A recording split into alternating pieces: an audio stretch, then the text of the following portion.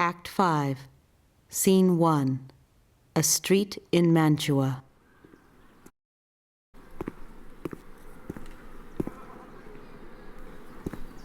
If I may trust the flattering truth of sleep, my dreams presage some joyful news at hand.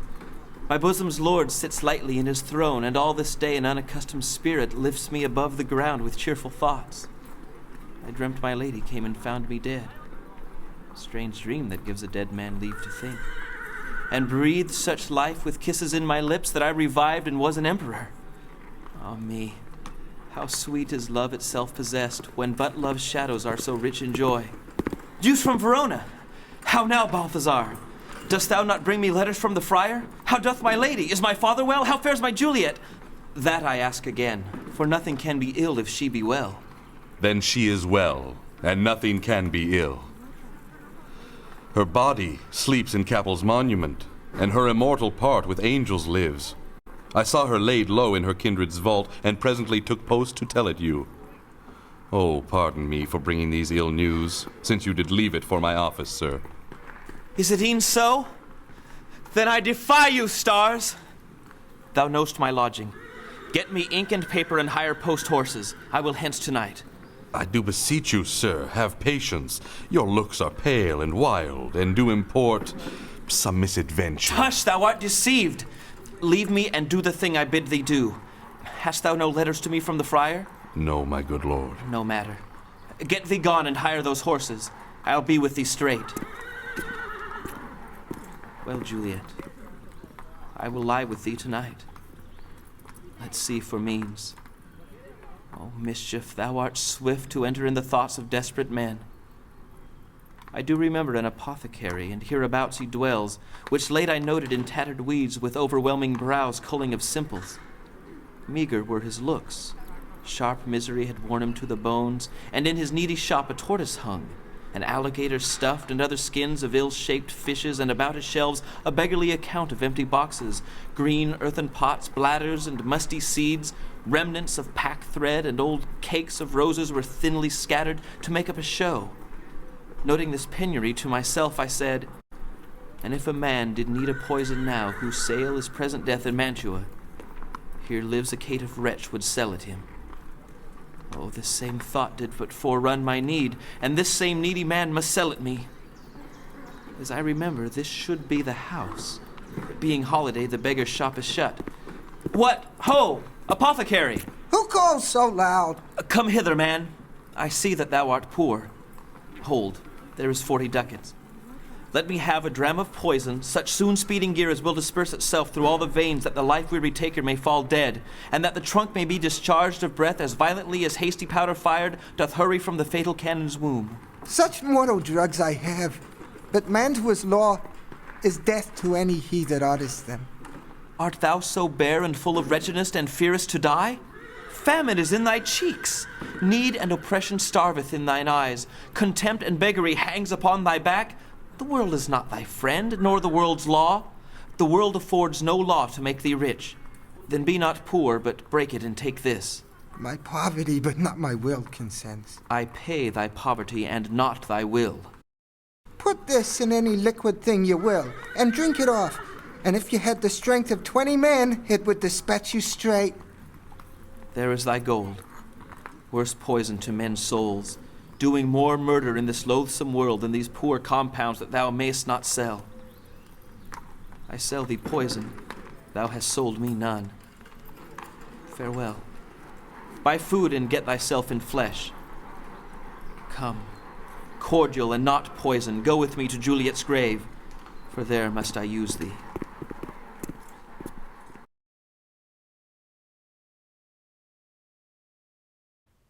Scene 2, Friar Lawrence's cell in Verona.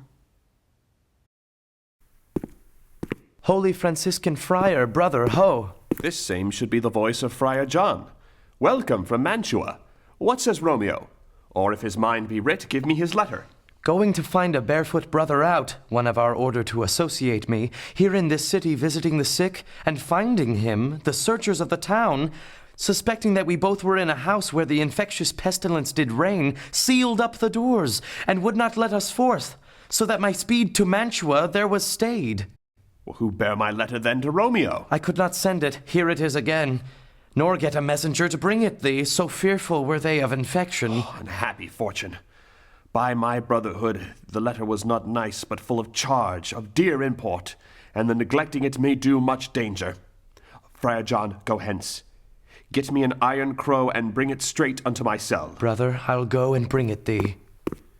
Now must I to the monument alone. Within this 3 hours will fair Juliet wake. She will beshrew me much that Romeo hath had no notice of these accidents. But I will write again to Mantua, and keep her at my cell till Romeo come. Poor living corse, closed in a dead man's tomb.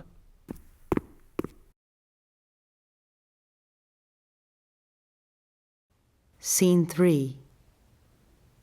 The cemetery that contains the Capulet's tomb. Give me thy torch, boy. Hence, and stand aloof. Yet put it out, for I would not be seen. Under yond yew tree lay thee all along, holding thine ear close to the hollow ground, so shall no foot upon the churchyard tread, being loose, unfirm with digging up of graves. But thou shalt hear it. Whistle then to me, as signal that thou hearest something approach. Give me those flowers. Do as I bid thee. Go. I am almost afraid to stand alone here in the churchyard, yet I will adventure. Sweet flower, with flowers thy bridal bed I strew. Oh, woe!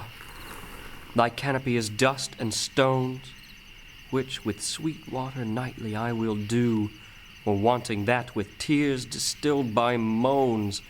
The obsequies that I for thee will keep nightly shall be to strew thy grave and weep. The boy gives warning something doth approach. What cursed foot wanders this way tonight to cross my obsequies and true love's right? What? With a torch? Muffle me, knight, awhile. Give me that mattock and the wrenching iron. Hold, take this letter. Early in the morning see thou deliver it to my lord and father. Give me the light. Upon thy life I charge thee, whate'er thou hearest or seest, stand all aloof and do not interrupt me in my course. Why I descend into this bed of death is partly to behold my lady's face, but chiefly to take thence from her dead finger a precious ring, a ring that I must use in dear employment. Therefore hence be gone. But if thou jealous dost return to pry in what I farther shall intend to do, by heaven I will tear thee joint by joint and strew this hungry churchyard with thy limbs. The time and my intents are savage wild, more fierce and more inexorable far than empty tigers or the roaring sea. I will be gone, sir, and not trouble you. So shalt thou show me friendship. Take thou that. Live and be prosperous, and farewell, good fellow. For all this same, I'll hide me hereabout. His looks I fear, and his intents I doubt. Thou detestable maw, thou womb of death, gorged with the dearest morsel of the earth. Thus I enforce thy rotten jaws to open, and in despite I'll cram thee with more food. This is that banished haughty Montague that murdered my love's cousin, with which grief it is supposed the fair creature died. And here is come to do some villainous shame to the dead bodies. I will apprehend him. Stop thy unhallowed toil, vile Montague. Can vengeance be pursued further than death? Condemned villain, I do apprehend thee. Obey and go with me, for thou must die. I must indeed, and therefore came I hither. Good gentle youth, tempt not a desperate man. Fly hence and leave me. Think upon these gone, let them affright thee. I beseech thee, youth, put not another sin upon my head by urging me to fury. Oh, be gone.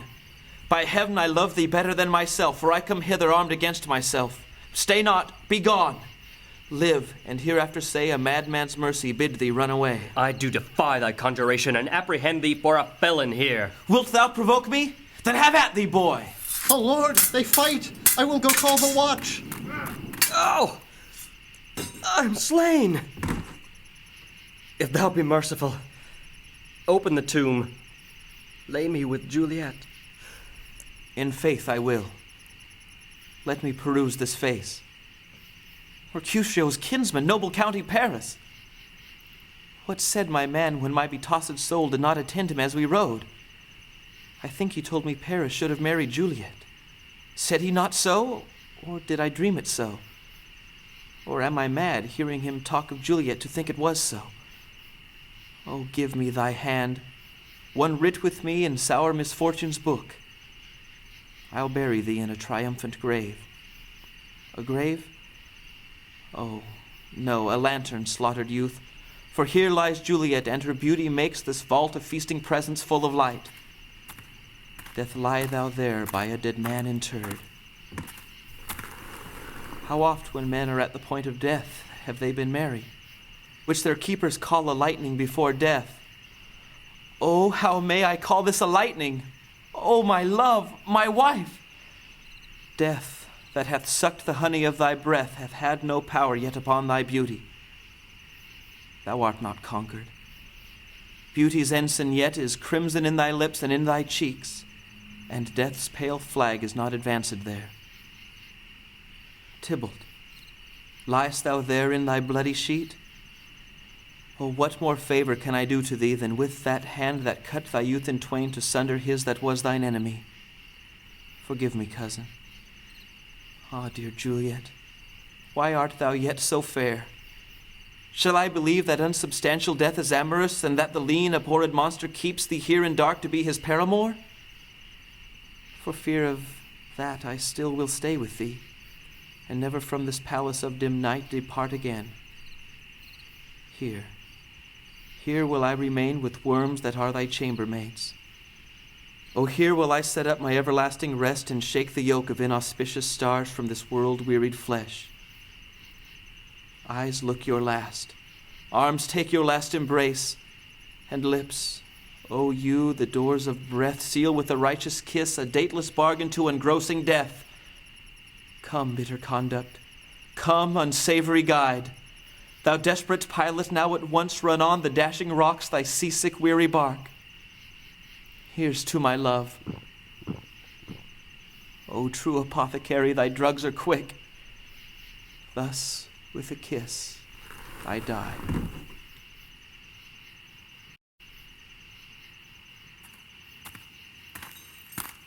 St. Francis be my speed. How oft tonight have my old feet stumbled at graves. Who's there? Here's one, a friend, and one that knows you well. Bliss be upon you. Tell me, good my friend, what torch is yon that vainly lends his light to grubs and eyeless skulls? As I discern, it burneth in the Capel's monument.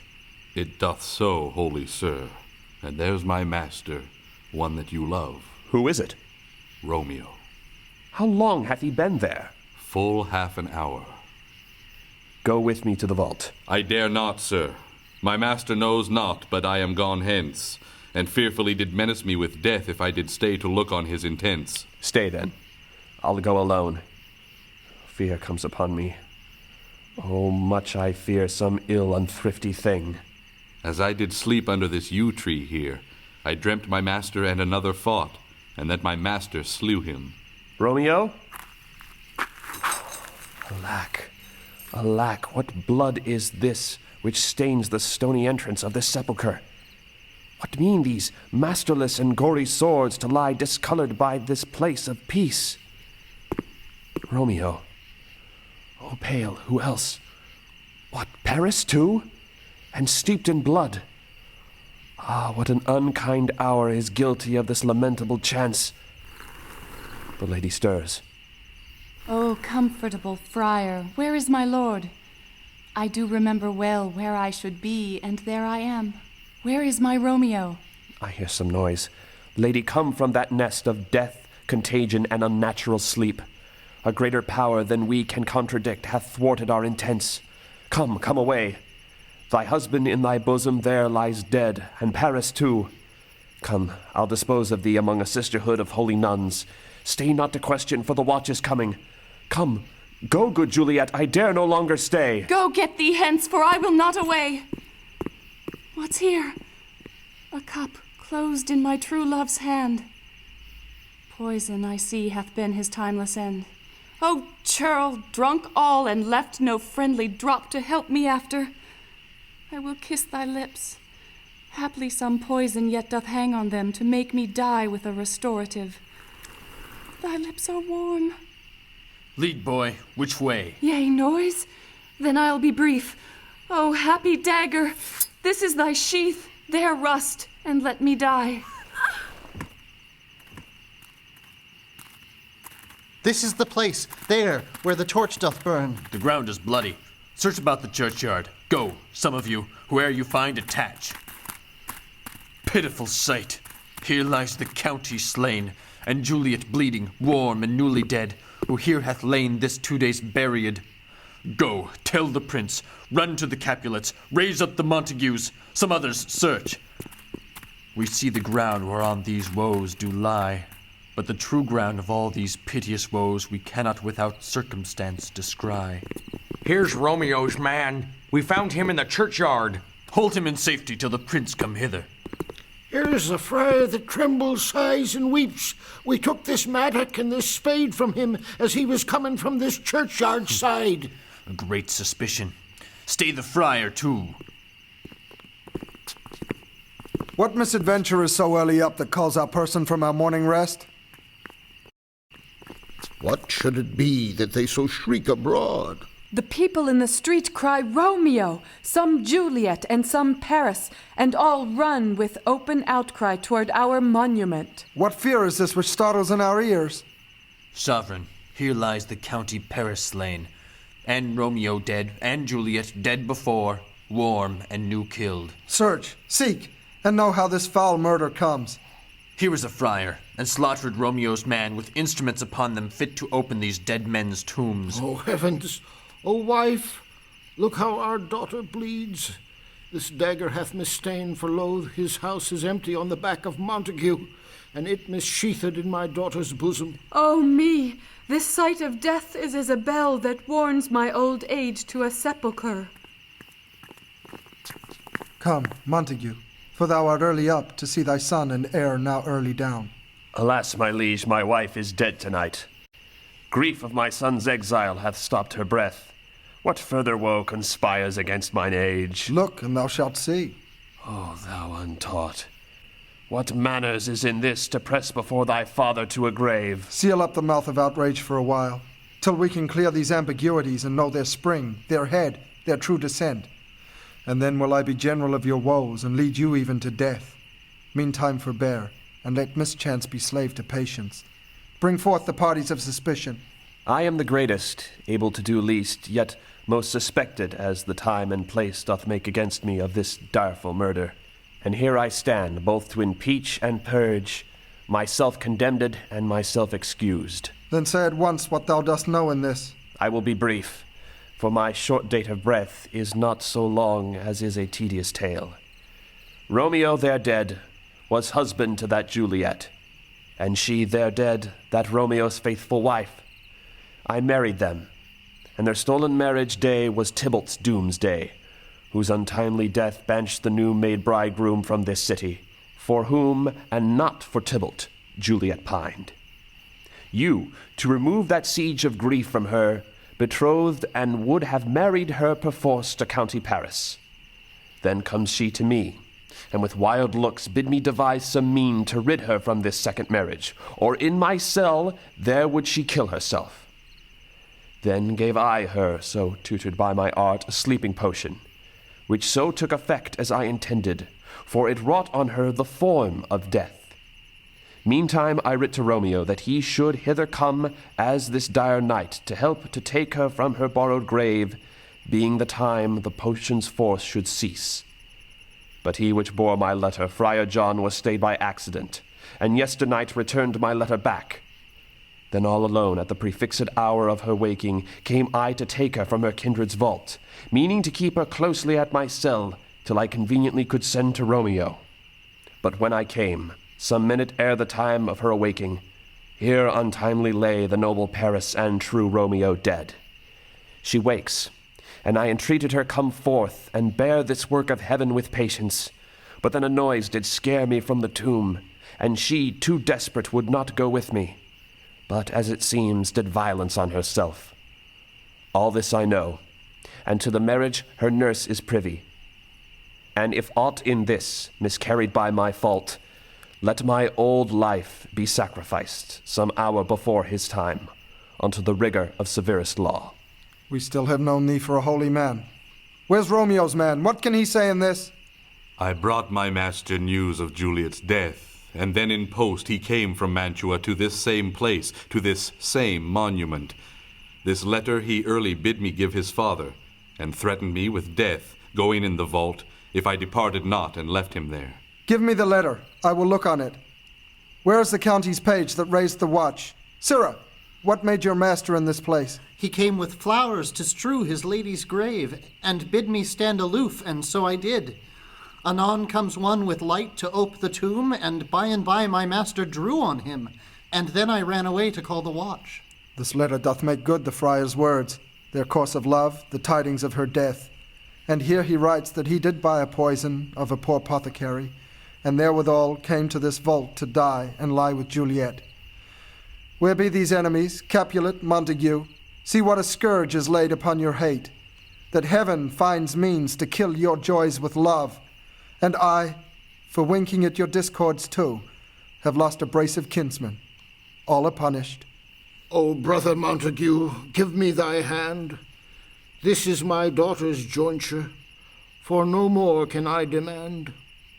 But I can give thee more, for I will raise her statue in pure gold, that whilst Verona by that name is known, there shall no figure at such rate be set as that of true and faithful Juliet. As rich shall Romeo's by his ladies lie, poor sacrifices of our enmity. A glooming peace this morning with it brings. The sun, for sorrow, will not show his head. Go hence, to have more talk of these sad things. Some shall be pardoned, and some punished. For never was a story of more woe than this of Juliet and her Romeo.